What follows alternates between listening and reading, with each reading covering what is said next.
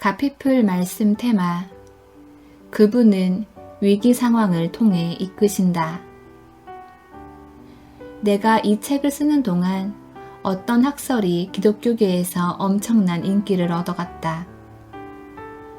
하나님께서 사람들이 짓는 죄를 보지 않으시므로 죄의 자백은 필요하지 않으며 회개는 율법주의의 한 형태라는 것이 그 학설의 기본적인 요점이다. 명백한 사실로 그 학설의 목표는 기독교를 편한 신앙으로 바꾸는 데 있다. 그 학설은 전통적인 통설이 비성경적이라고 여기는 행실과 방종을 허용한다. 그 학설이 그리는 하나님은 인생이 재밌기를 원하고 인생에 어떤 종류의 훈련이나 어려움도 없기를 원하는 궁극적인 존재이다. 나는 그런 움직임이 많은 사람의 주의를 끈다는 사실을 잘 안다. 그렇지만 그런 움직임의 바탕을 이루는 신학은 하나님의 크신 은혜와 풍성한 자비 같은 복음 메시지에 특정한 면들에만 지나치게 초점을 맞추는 반면 죄를 인정하고 자백하고 회개할 필요성 같은 다른 면들은 전적으로 무시한다. 그런 종류의 사상은 하나님에 대한 균형 잡히지 않은 시각을 낳을 뿐 아니라 하나님과의 건강하고 활기찬 관계에 대한 잘못된 관점을 낳는다. 이런 이야기를 하는 까닭은 우리가 하나님을 우리의 기분을 좋게 해주는 우주적 기계로 여길 때마다 하나님 사랑의 풍성하고 중요한 면을 놓치기 때문이다. 당신은 의문을 품을지 모른다. 뭐? 하나님의 사랑이 내 기분을 더 좋게 해주는 것과 무관하다고?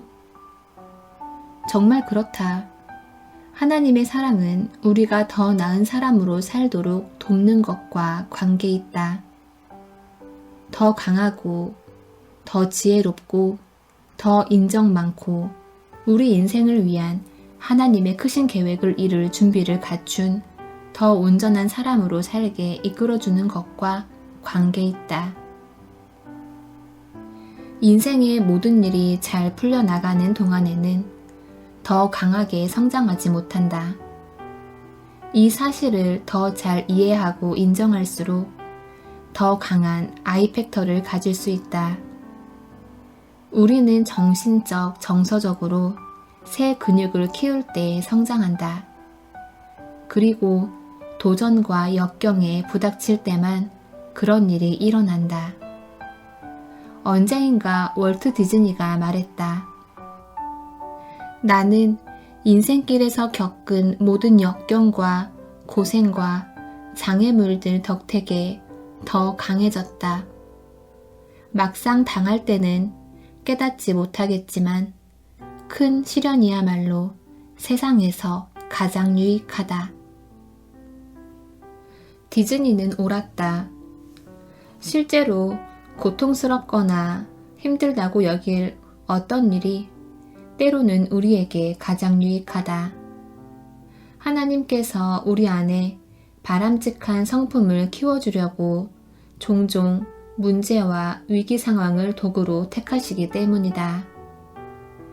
하나님께서 그런 상황을 우리 삶에 허락하실 때는 성품을 키워주는 데 목적이 있을 뿐만 아니라 우리에게 주고자 하시는 합당한 삶과 위대함의 다음 차원으로 나아갈 준비를 갖추게 하시는 데 목적이 있다.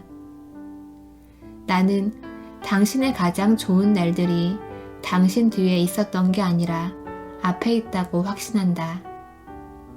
하나님께서 엄청난 일들, 정말 좋아서 상상도 못할 것들을 당신을 위해 준비해 두셨다. 당신은 그런 것들을 받을 준비가 되었는가? 즉, 하나님께서 당신 인생을 위해 마련해 두신 놀라운 기회들을 감당할 준비가 되었는가? 그런 것들을 잘 관리하는 데 필요한 지혜, 성숙함, 성품을 지니고 있는가?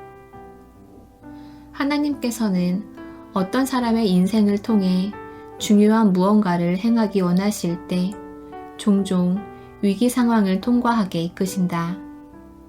그 사람이 하나님께서 예비하신 곳에 올라가도록 준비케 하실 목적으로 하나님이 설계하신 위기 상황이다.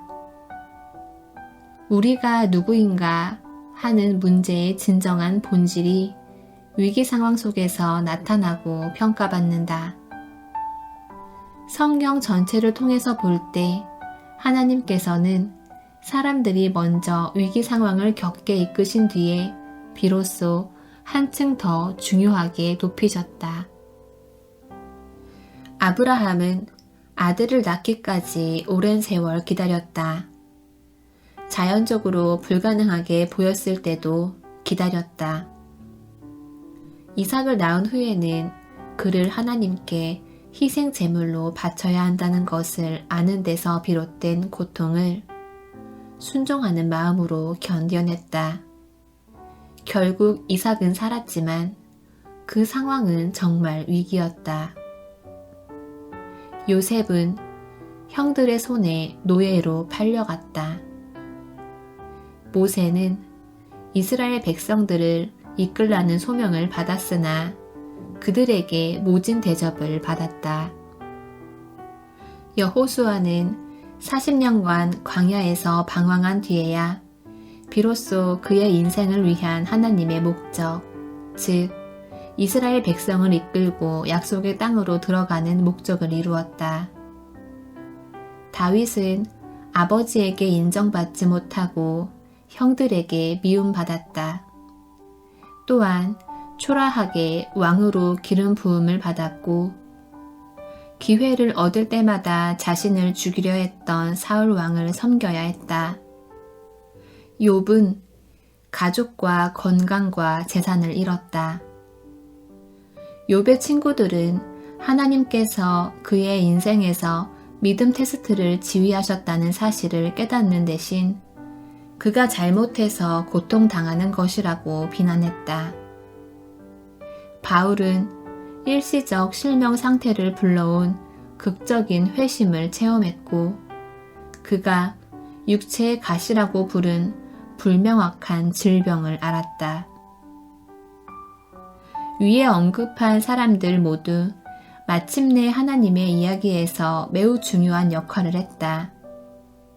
그렇지만 그 전에 한 가지나 그 이상의 심각한 위기 상황을 겪었고 그 위기 상황은 그들의 인생을 위한 하나님의 목적의 일부였다. 하나님께서는 그들을 강력하게 들어쓰시기 원했지만 그들은 먼저 성품을 더욱 강하게 키워줄 체험을 해야 했다. 예수님까지도 자기 백성들에게 배신당하고 제자들에게 버림받는 극도의 위기 상황을 겪었다. 사람들에게 맞고 침 뱉음을 당하고 억지로 가시관을 쓰신 예수님은 짓지도 않은 죄 때문에 상상 가능한 가장 잔인한 죽음, 곧 십자가형을 당해 죽으셨다. 성경 시대가 한참 지난 뒤에 살았던 혹은 살고 있는 많은 사람도 역시 위대함을 향해 가던 도중에 문제와 좌절에 부딪혔다. 성경이나 역사의 인물들만 이런 종류의 인격 형성 경험을 하는 것이 아니다. 인격 형성 경험은 오늘 우리의 삶에서도 하나님께서 정해주신 곳에 올라가기 위한 선행 조건이며 강한 아이팩터를 구성하는 데 필수적이다. 하나님께서 정해주신 합당한 삶으로 나아가려면 위기 상황을 겪어야 하며 내가 죽음의 장소라고 부르는 곳, 즉 극도로 힘들거나 고통스럽지만 인격적으로 성장하고 강해지는데 꼭 필요한 상황들을 통과해야 한다. 우리는 하나님께서 정해주신 합당한 삶으로 가는 모든 길을 걸을 때 죽음의 장소를 통과해서 돌아간다. 때로는 몇 번이나 그래야 한다. 그런 일이 벌어지면 그만두고 싶은 유혹이 든다. 우리는 위기를 겪을 때 종종 그 힘든 상황에서 벗어나기를 바라며 더 편한 무언가를 원한다. 그러나 우리가 하나님의 길로 걷는데 열중하는지를 보면 바람직한 성품을 지녔는지를 시험할 수 있다는 점을 반드시 이해해야 한다. 우리는 하나님의 길로 걷는데 열중하다가 환경 때문에 흔들린다. 이는 성품을 더 강하게 키워야 한다는 점을 나타내고 그것이 바로 하나님께서 우리 삶에 위기 상황을 허락하시는 이유다.